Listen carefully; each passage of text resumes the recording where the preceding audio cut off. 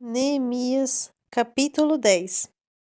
Então seguiu-se a assinatura de um documento de aliança e acordo, e eis a relação dos que assinaram. Neemias, o governador e líder principal, filho de Acalias, e os demais sacerdotes, Zedequias, Seraías, Azarias, Jeremias, Pazur, Amarias, Malquias, Atus, Sebanias, Maluque, Harim, Meremote, Obadias, Daniel, Gineton, Baruque, Mesulão, Abias, Miamim, Maasias, Bilgai e Semaías. Dos levitas, Jesua, filha de Azanias, Binuí, dos filhos de Enadade, Cadmiel e seus companheiros, Sebanias, Odias, Quelita, Pelaías, Anã, Mica, Reobe, Asabias, Zacur, Serebias, Sebanias, Rodias, Bani, Beninu.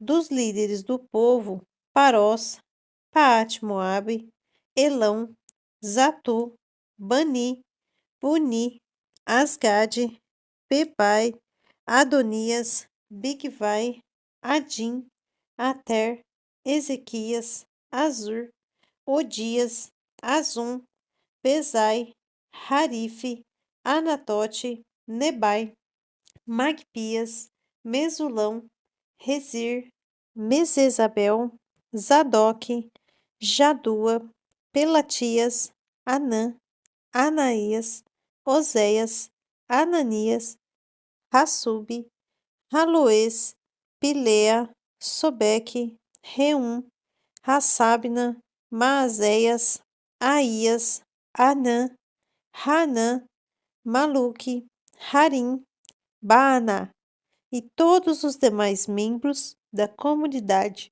os sacerdotes, os levitas, os vigilantes dos portões, os cantores, os servos do templo e todos os que se separaram dos povos de outras terras para dedicarem-se à obediência da lei de Deus.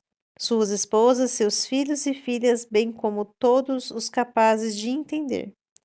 Agora se unem a seus irmãos, os nobres, e se obrigam, sob pena de maldição e debaixo de todos os compromissos inerentes ao juramento, a seguir obedientemente a lei dada por intermédio de Moisés, a serviço de Deus, bem como respeitar de coração a todos os mandamentos, juízos e orientações do Senhor Yahvé, nosso Deus.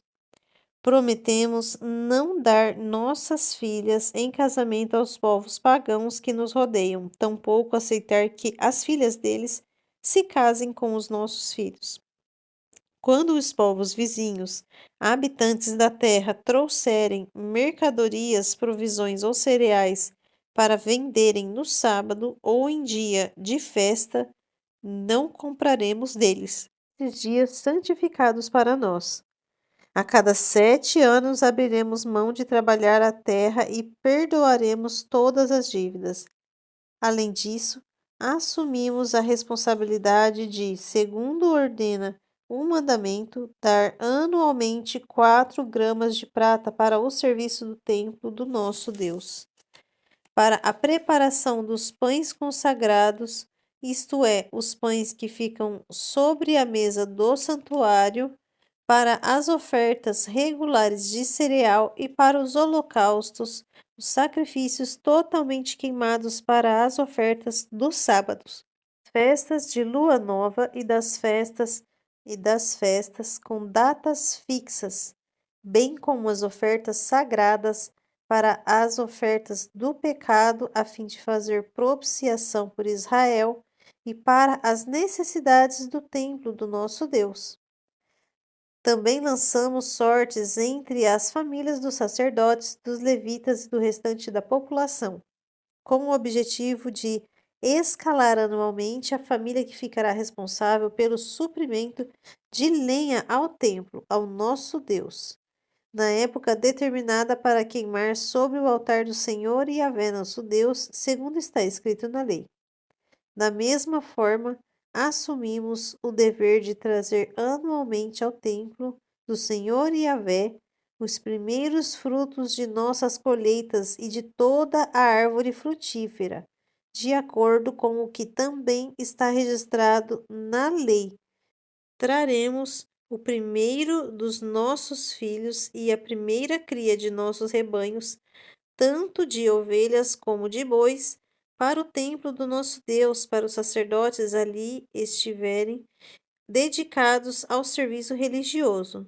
Traremos ainda para os sacerdotes, para os depósitos do templo do nosso Deus, a nossa primeira massa feita de cereal moído e as nossas primeiras ofertas de cereal, do fruto e de todas as nossas árvores, e de nosso vinho e de nosso azeite.